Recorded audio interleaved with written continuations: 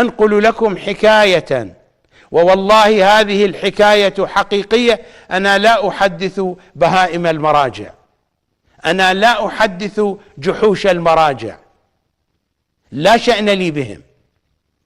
أنا أخاطب الذين جربوا صدقي. أقول لهم في النجف، وليس في هذا الوقت وإنما قبل 2 أو أكثر، حينما كان البرنامج يبث بثا مباشرا عبر هذه الشاشة، إنها حلقات برنامج الخاتمة. كانوا جلوسا أين؟ في بيت المرجع المعاصر الحي بشير النجفي.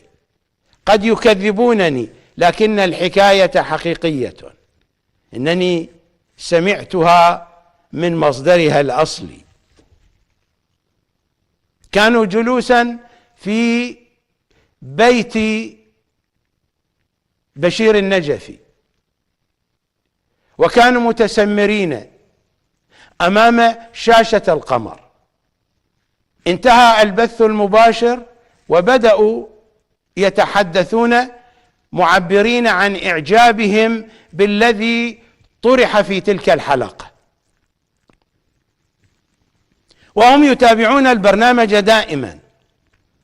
بعض الطلبة من خواص بشير النجفي وجه سؤالا له، فقال له: هذا الرجل لا يعتمد، يتحدث عني، إلا على القرآن وحديث العترة، لكنه يخرج الكثير من المطالب البكر، لماذا لم يستخرجها مراجعنا وعلماؤنا من السابقين أو من المعاصرين؟ أتدرون ماذا أجابه بشير النجفي؟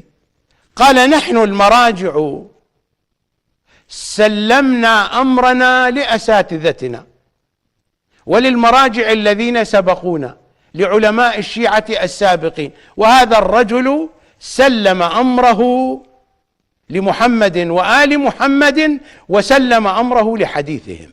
وهذه هي الحقيقة، والله هذه هي الحقيقة. هذا هو الفارق فيما بين منهج قناة القمر ومنهج حوزة النجف الضال. هذه هي الحقيقة من ألسنتهم.